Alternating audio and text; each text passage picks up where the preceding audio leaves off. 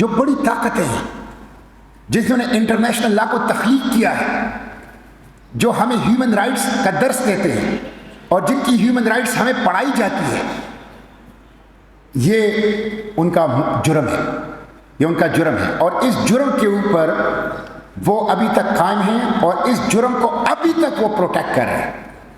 میں صرف آپ کو تھوڑے سے اعداد و شمار بتاتا ہوں، آپ اسے اندازہ کر لیں کہ اسرائیل کی ریاست قائم ہوئی تھی برطانیہ، امریکہ اور بڑی طاقتوں کی تعاون سے، پولیٹیکل، فائنینشیل، ڈپلومیٹک پروٹیکشن سے، اور یہ ریاست قائم ہے ان کی فائنینشیل، ڈپلومیٹک، پولیٹیکل پروٹیکشن سے۔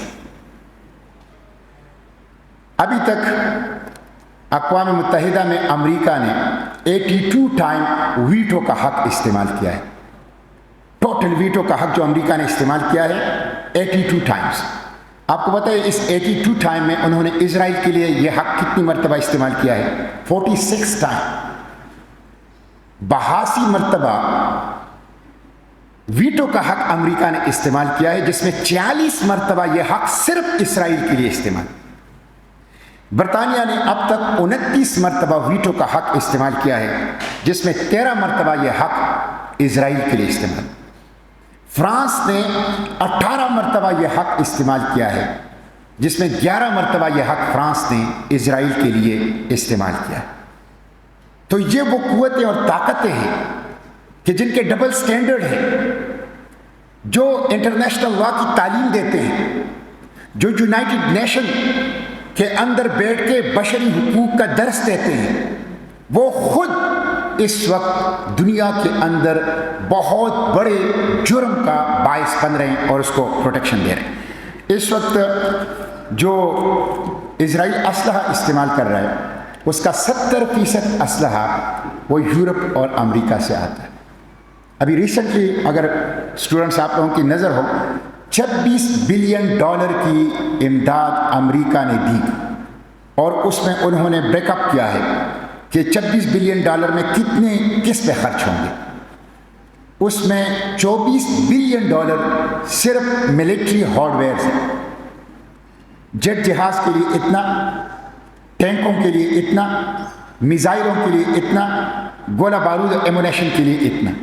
تو یہ فائننسر آف دا جینوسائیڈ ہے۔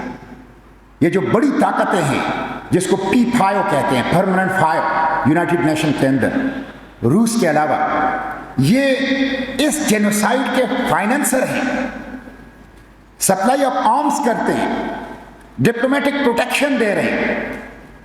اور میں تو سلام پیش کرتا ہوں یورپ اور امریکہ کے عوام کو بھی، خصوصاً وہاں کے طلبہ اور طالبات کو بھی۔ یہ جو غزہ ہے نا، یہ ایک ایجنٹ آف چینج ہے۔ آپ دیکھیں طوفان الاقصی نے کئی مت توڑے۔ ایک یہ افسانہ کہ اسرائیل ناقابل شکست ہے، پتہ چل گیا کہ کوئی ناقابل شکست نہیں۔ دوسرا یہ افسانہ کہ سب سے بڑی جنگی شکست مشین ہے، اس سے لڑا نہیں جا سکتا، یہ ختم ہو گیا، ہوا میں اڑ گیا۔ یہ کہ ان کی انٹیلیجنس اور سرویلنس دنیا کی سب سے بہترین ہے، وہ انٹیلیجنس اور سرویلنس بالکل تہس نہس ہو گیا۔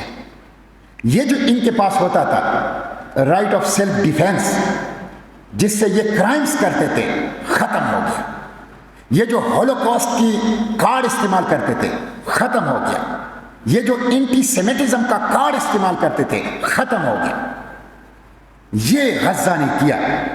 آج غزہ سے جو تبدیلی کی لہر اٹھی ہے وہ مظلومیت کی ہے، حق خودارادیت کی ہے، بشری حقوق کی ہے، ظالم اور استحصال اور استعمار کے خلاف کھڑے ہونے کی ہے، اور اس میں بلا تفریق انسان ان کے ساتھ، مقابلے میں روگ اسٹیٹ سے، مقابلے میں استحصالی رجیم سے، ٹیررسٹ اسٹیٹ ہے، اور دوسری طرف مظلوموں کی ایک عالمی برادری اور اتحاد جو ہیں وہ وجود میں آ چکا ہے۔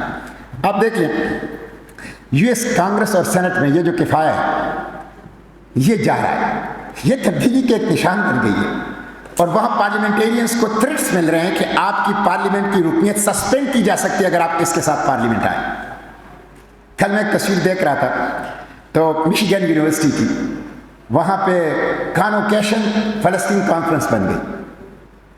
اس میں 2 فلسطینی بچیاں، وہ اپنی جس طرح ہماری بچیوں نے عبایا پہنی ہوئی ہیں، ان عبایا کے ساتھ وہ نماز پڑھ رہی ہے. تو ان کے ساتھ لڑکیاں کھڑی ہیں جو منی اسکرٹ میں ہیں اور جن کو اور کچھ نہیں آتا، لیکن چونکہ ان کو فلسطینیوں سے محبت ہے، تو انہوں نے یہ چیز پہنی ہوئی ہے اور ان کے ساتھ سب پہ کھڑے ہو کے ہاتھ باندھے ہوئے نماز پڑھ رہے ہیں، نماز کی نقل اتار رہے ہیں. نماز تو ان کو آتی نہیں ہے.